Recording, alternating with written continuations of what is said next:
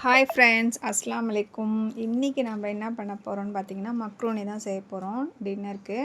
Macaroni நல்லா வேக வச்சுக்கணும். 2 வெங்காயம் சாப் பண்ணியிருக்கோம். அதுக்கப்புறம் 2 தக்காளி, 2 பச்சை மிளகா, 3 முட்டை, கொத்தமல்லி தழை, இஞ்சி பூண்டு பேஸ்ட்டு 2 ஸ்பூனு.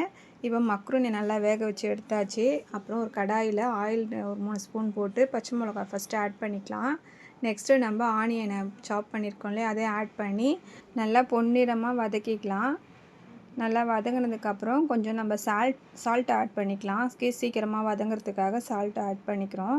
அதுக்கப்புறம் இஞ்சி பூண்டு பேஸ்ட்டு போட்டுக்கலாம். அதுக்கப்புறம் தக்காளி சாப் பண்ணி வச்சுருக்கலாம், அதையும் ஆட் பண்ணிக்கலாம். எல்லாத்தையும் போட்டு நல்லா வதக்கினதுக்கப்புறம் எண்ணெய் பிரிஞ்சு வருது பாருங்கள். அந்த டைமில் நம்ம என்ன பண்ணணும், மிளகாத்தூள் 1 ஸ்பூன் போட்டுக்கலாம். அதுக்கப்புறம் கரம் மசாலா ஒரு 1/2 ஸ்பூன் போட்டுக்கலாம். மஞ்சத்தூள் 1/2 சிட்டிகை உங்களுக்கு தேவையான அளவு போட்டுக்குங்க. காரம் உங்களுக்கு எக்ஸ்ட்ரா வேணும்னு ஆட் பண்ணிக்கங்க. நான் வந்து 1 ஸ்பூன் போதும்னு விட்டுட்டேன். அதுக்கப்புறம் எல்லாத்தையும் நல்லா வதக்கிக்கலாம் அந்த எண்ணெயிலேயே. நல்லா வதங்கினதுக்கப்புறம் நம்ம முட்டை எடுத்து வச்சுருக்கோம் இல்லையா, அந்த முட்டையும் ஆட் பண்ணிக்கலாம். 3 முட்டையும் உடச்சி போட்டுருவோம்.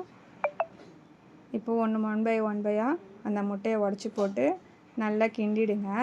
முட்டை வந்து கட்டி இல்லாமல் நல்லா கிண்டணும். அப்போ தான் அந்த மக்ரூனியில் ஆட் ஆகி நல்லாவே இருக்கும், டேஸ்ட்டாகவே இருக்கும். இதை நீங்கள் ட்ரை பண்ணி பாருங்கள், சூப்பராகவே இருக்கும்.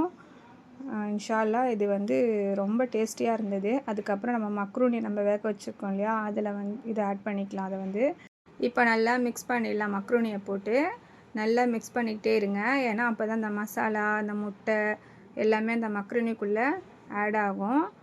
நல்லா மிக்ஸ் பண்ணி சிம்மில் வச்சு மிக்ஸ் பண்ணுங்கள். ரொம்ப நேரம் போட்டு கிண்டாதீங்க.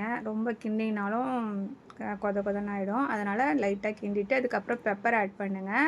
பெப்பர் உங்களுக்கு காரம் அதிகமாக வேணாலும் எக்ஸ்ட்ரா வேணாலும் ஆட் பண்ணிக்கங்க. நான் இப்போ தேவையான ஒரு 1/2 ஸ்பூன் பெப்பர் போட்டிருக்கேன்.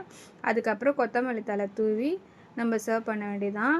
நாங்கள் ட்ரை பண்ணி பாருங்கள். நாங்களும் ட்ரை பண்ணோம். சூப்பராக இருந்தது, நல்லாவும் இருந்தது, டேஸ்ட்டாக இருந்தது.